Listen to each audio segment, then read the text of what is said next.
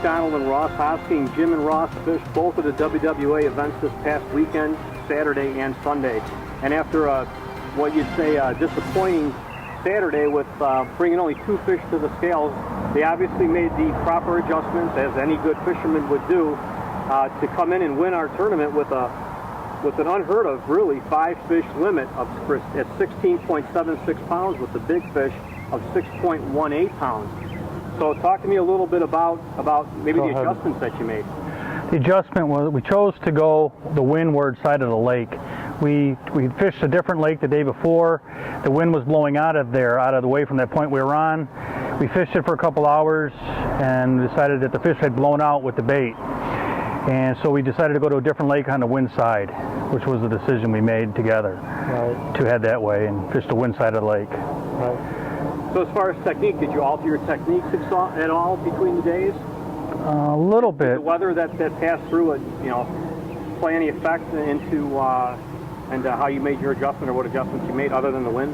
Well, on Saturday we were on a shallow water bite, and thinking that the storms were going to ruin it, we tried it again, and on the new lake on Sunday, and lo and behold, we caught 2 fish before 7 o'clock. And with the storms moving out, we made the decision to fish the windward side, and the wind had stayed the same overnight. So we thought that the wind had kept the fish pocketed in this area. We were fishing pockets of weeds, and we decided there was bluegills also spawning in there. So we thought we'd pitch shallow and pull the jigs through the weeds. We were using Northland jigs and pulling them real light through, and they would pop right off the weeds. They'd hit. Okay, well, you two anglers, you guys really deserve a lot of credit, because really, if you look and you analyze the standings and the results from Saturday's tournament to Sunday's tournament, you guys, by far, obviously you came back and won on Sunday, but you made the adjustments. There's the other teams that were up at the top on Sunday also did well on Saturday, so they obviously were on fish and stayed on the same fish. But again, kudos to you guys.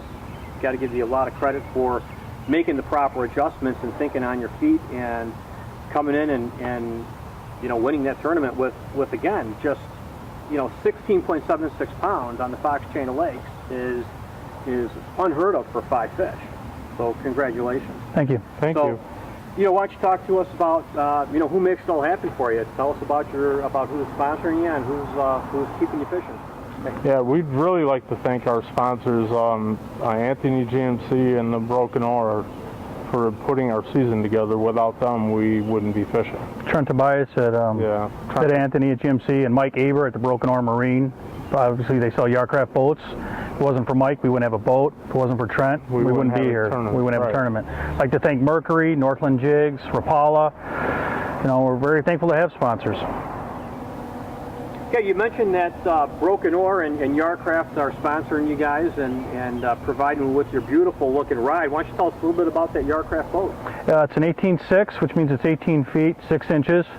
The main thing about this boat is the hull. The hull design is far none the best in the market, I think. It's safe, it's reliable. On Sundays, anybody that's out on the weekend on the chain knows there's a ton of pleasure boats, which means 3 to 4 foot chop, rollers constantly all day long. And when you got 5 fish in a boat that weigh 16.75, you want those fish to be alive when you get in there. And this boat gets you there safe and sound and dry, and it cuts through the waves unbelievably. There's a lot of room in this boat. It's a fishable boat. It's comfortable, rides smooth. You can't beat a Yarcraft on the water. Tell us a little bit about your Mercury Pro XS. It's a 175. It has smart gauges. It tells us everything we need to know, which is good because the tournament day, it was hot, muggy. We ran the live wells all day long, and we were worried about having battery power. With the smart gauges, we were able to punch it up and say, hey, we got 14.5 volts left. We got 13.3 volts left. And we knew that we could start the engine at the end of the day. The smart gauges made a big difference for us because we were worried about not letting it start at the end of the day after running live wells. Awesome. So the Mercury smart gauges, I recommend them. Thank you for your time. Great. Thanks, Joe. Thanks for having the tournament.